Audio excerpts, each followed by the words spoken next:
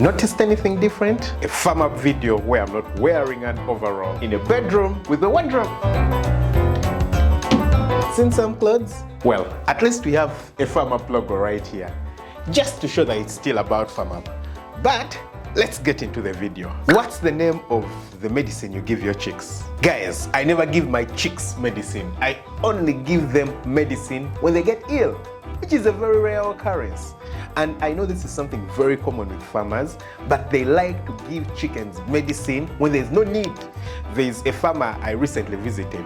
He had birds in the very first week of life, and he's giving the birds antibiotics. And I'm like, hey, why are you giving the birds antibiotic? It's routine for us. Come on, it's not routine. Is it routine for you to take medicine every day? Or is it routine for your baby to be on antibiotics simply because they have just been born? You give birds antibiotics when they are still young, when it's not useful. It simply means that a time will reach when you need to give those antibiotics and they won't work because the birds have become resistant to the antibiotics. So, medicine is not routine. I don't give my birds medicine anytime. I've captured that the vaccine comes in a vial of 1,000 doses. If I want to start with 150 chicks, how will I administer the Newcastle vaccine? So vaccines usually come in packages of about 1,000 doses. And if you have just a few birds, you have no option. The only option is you still have to buy a vial for 1,000 birds. Now, of course, you don't need to administer all the 1,000 doses, but you have to buy that because there's no smaller formulations. It's like going to a supermarket and you want to buy milk for your baby, but your baby only takes 100 mils of milk, but the smallest packet of milk in the supermarket is 500 mils. You won't ask the person at the supermarket that, hey, can you get me 100 mils? You take the 500 mils and give the baby whatever they can take, and the rest you decide what to do with it. For vaccines, the only thing you have to do with the remainder of the vaccine is throw it away, pour it away in a safe place. Are all broiler chicks male or female? Broiler chicks are both male and female. The thing with broiler chicks is that when they are growing up in the first few weeks of life, it's almost impossible to tell whether they are male or female because they all look the same. It's when they become really big that you can start telling the difference, when they get to maybe 10, 12 weeks. But most of the broiler chickens are sold when they are 5, 6, 7 weeks. So they never get to that point. And their growth rate is almost the same in the first few weeks. It's later on in life that you really start differentiating. Can I visit your farm? Hell no. Of course, at the moment you can't visit my farm because I do value my farm. Now, it's not like I don't value you. No, you're very precious, you're very important to me. And that's why I'm here making this video for you. But you visiting my farm poses a risk to the farm. And I haven't yet put in place the perfect measures to make sure that all proper biosecurity is observed by the time you come to the farm. So hopefully in the next year, that's the goal, in the next year, because I'm hoping that in the next year the Farm Up Academy is going to be ready. People will be able to come and visit the farm and the proper measures will be intact. But right now, no.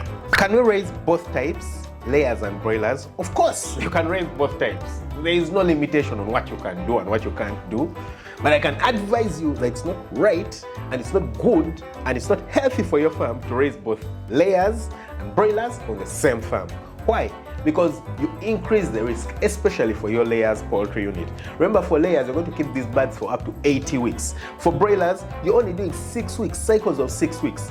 The thing is that the risk is way lower for broilers because every 6 weeks you're bringing in a new batch, number one. With every batch, there's a risk of introducing disease on the farm because depending on the hatchery and wherever you're getting the birds from, there's always a risk.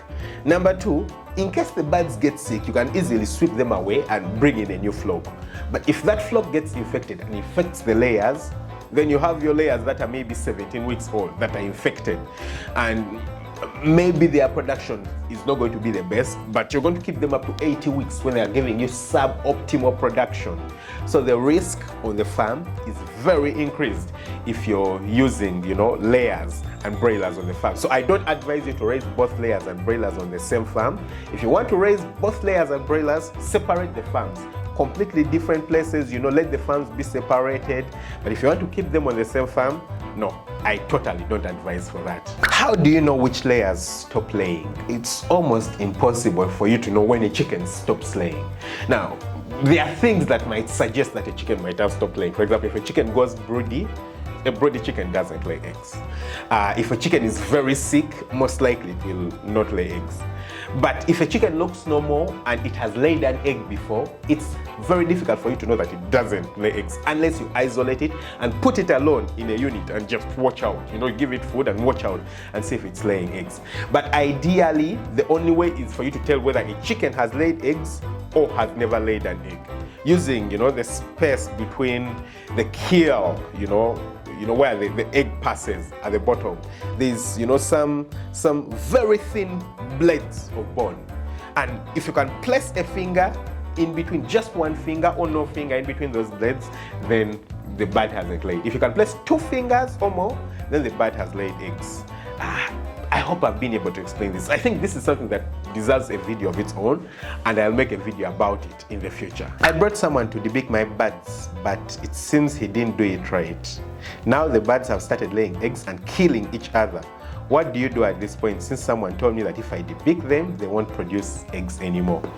Well, that's why debeaking is very important. A lot of people will complain when you're debeaking birds. They're like, you're being brutal to the chickens, you're being brutal to the birds. But in reality, you're saving the birds by debeaking them, because if you don't, they're literally going to eat themselves. They'll poke each other, they're going to eat each other's intestines out, they're going to eat their very own eggs. So the idea is that you need to make sure that the birds are properly debeaked. But in this case, the birds were terribly debeaked. Hey, the only option you have is to debeak them again.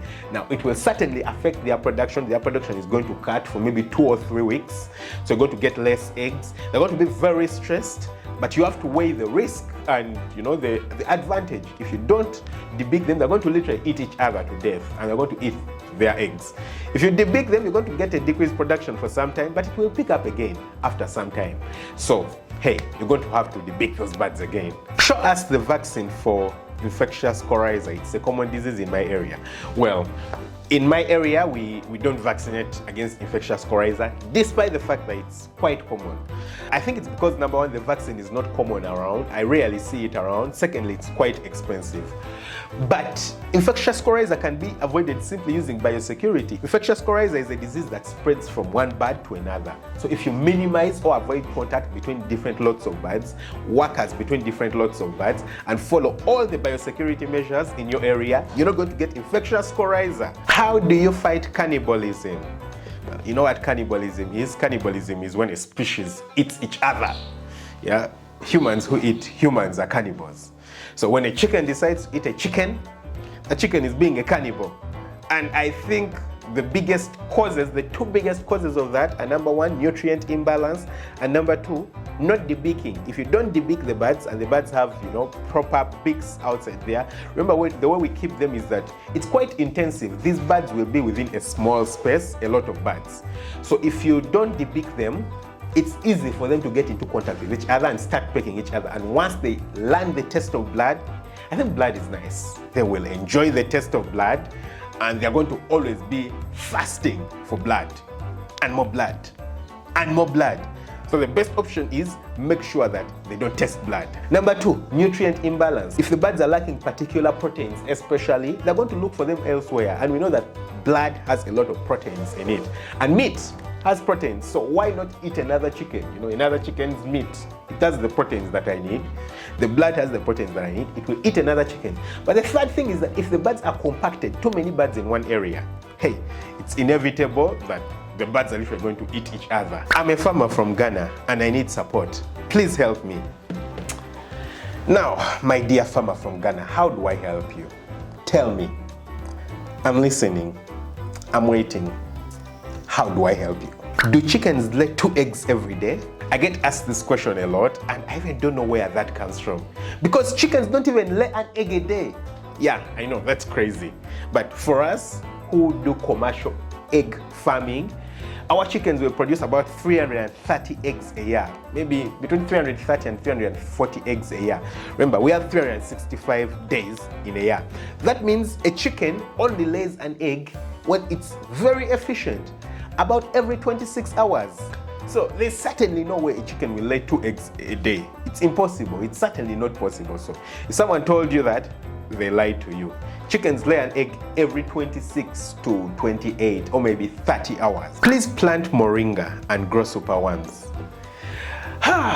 Interesting. So I've explored all options of feed that I can use as feed for my farm, because as you guys might all know, commercial feed is the most expensive bit of growing chickens. It can take up to 60, 70, sometimes even 80% of your expenses on the feed. So every farmer would want to decrease their feed expenses. But you need to remember that this has to be in consideration with production.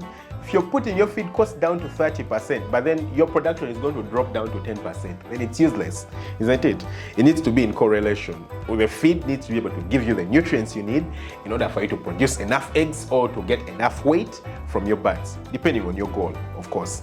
Now, I've tried using things like moringa, I've tried using black soldier flies. On my breeder farm, for example, currently, I use about 1.5 tons of soya cake every 2 days. That's about 700 kilos every day.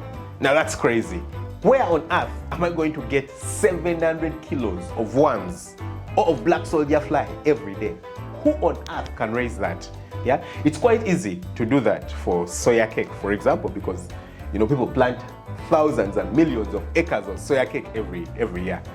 But how can you get even 100 kilos of flies or worms every day? It's impossible. It's not sustainable for a huge farm like mine with just even 15,000 birds. It's impossible. So imagine someone with 200,000 birds, someone with 500,000 birds.